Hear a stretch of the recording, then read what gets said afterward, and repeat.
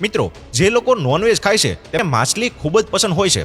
ખાવા ઉપરાંત માછલીનો વ્યવસાય પણ ખૂબ જ નફાકારક છે. આના દ્વારા કોઈ પણ વ્યક્તિ દર મહિને લાખો રૂપિયા કમાઈ શકે છે અને તમે એક નાનું તળાવ બનાવીને પણ માછલી ઉછેર કરી શકો છો. જો તમારે આનાથી વધુ કમાવવું હોય તો તમારે મોટા તળાવો બનાવવા પડશે અને પછી તેમાં માછલી ઉછેરનો વ્યવસાય શરૂ કરવો પડશે. પરંતુ તમારા મનમાં એક વાત આવતી હશે કે આપણે માછલી ઉછેરનો વ્યવસાય શા માટે કરવો જોઈએ? મત્સ્ય ઉછેરના વ્યવસાયથી શું ફાયદાઓ થાય છે? તો અમે તમને જણાવીશું કે ભારત કરતા અન્ય દેશોમાં મત્સ્ય ઉછેરનો ધંધો ખૂબ જ વધુ કરવામાં આવે છે. માછલીમાંથી મળતી ઉર્જા અને પૌષ્ટિક ખોરાક આપણા શરીર અને રોગો માટે દવાના રૂપમાં ઘણા ફાયદાઓ ધરાવે છે. માછલીની માંગ દિવસે ને દિવસે વધી રહી છે. આજકાલ તો લોકો પોતપોતાની જગ્યાએ જ તળાવ કે નાના ખેતરો બનાવીને આ વ્યવસાયને પ્રોત્સાહન આપી રહ્યા છે અને વધુને વધુ નફો કમાઈ રહ્યા છે. માછલીઓની પણ ઘણી પ્રજાતિઓ છે.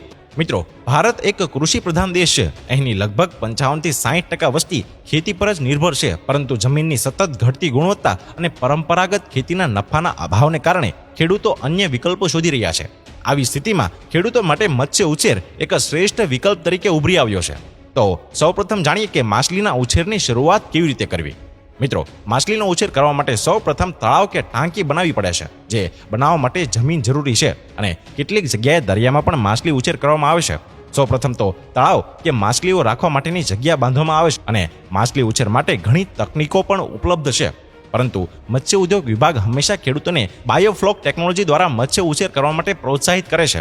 નિષ્ણાતોના મતે આ પદ્ધતિની સૌથી ખાસ વાત એ છે કે તેનો ઉપયોગ કરીને ઓછા પાણી, ઓછી જગ્યા, ઓછા ખર્ચ અને ઓછા સમયમાં વધુ નફો મેળવી શકાય છે.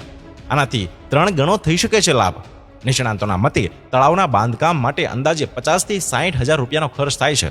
ઘણી રાજ્ય સરકારે તળાવના નિર્માણ માટે સબસિડી પણ આપે છે. આવી સ્થિતિમાં મત્સ્ય ઉછેર ખેડૂતો માટે નફાકારક સોદો બની શકે છે. અને જો તમે માછલીની ખેતીમાં 1 લાખ રૂપિયાનું પણ રોકાણ કરો છો તો તમને ઓછામાં ઓછો 3 ગણો વધુ નફો મળી શકે છે. અને માછલીઓ માટે બજાર પણ ઉપલબ્ધ છે. જી હા, ભારતના ઘણા રાજ્યોમાં માછલીની વાનગીઓ તૈયાર કરવામાં આવે છે. આવી સ્થિતિમાં હોટલ અને દુકાનદારોને માછલી વેચી પણ શકાય છે. તે જ સમયે ભારતમાંથી અન્ય ઘણા દેશોમાં માછલીઓની નિકાસ પણ થાય છે. બધા સિવાય કેન્દ્ર અને રાજ્ય સરકારો પણ ખેડૂતોને આત્મનિર્ભર બનાવવા માટે આ ક્ષેત્રમાં ઘણી યોજનાઓ દ્વારા લાભ આપવાનો પ્રયાસ કરી રહી છે. અને તળાવમાં માછલીના બીજ નાખ્યાના 25 દિવસ પછી પાક તૈયાર થઈ જાય છે. માછલીના બીજ કોઈ પણ હેચરીમાંથી ખરીદી શકાય છે. દિલ્હી, સહારનપુર, હરિદ્વાર, આગ્રામાં માછલીની હેચરી છે જ્યાંથી બીજ પણ આપણે મેળવી શકીએ છીએ.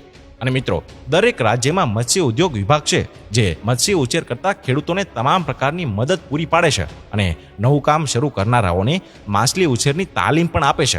અને મિત્રો, રિસ્ક્યુલર એક્વાકલ્ચર સિસ્ટમ દ્વારા માછલી ઉછેરનો પ્રોજેક્ટ આશરે 20 લાખનો ખર્ચ કરે છે. આમાં તમારે માત્ર 5 લાખ રૂપિયાની વ્યવસ્થા કરવી પડે છે. બાકીના 15 લાખ રૂપિયા માટે તમને વિવિધ યોજનાઓ હેઠળ લોન મળશે. આ લોનમાં કેટલીક સબસિડી પણ મળશે. અને મિત્રો, એકવાર માછલીની ખેતી શરૂ થઈ જાય પછી તમે તેમાંથી સતત કમાણી કરી શકો છો અને 1 એકરના તળાવમાંથી દર વર્ષે લગભગ 5 લાખ રૂપિયાની કમાણી પણ કરી શકો છો.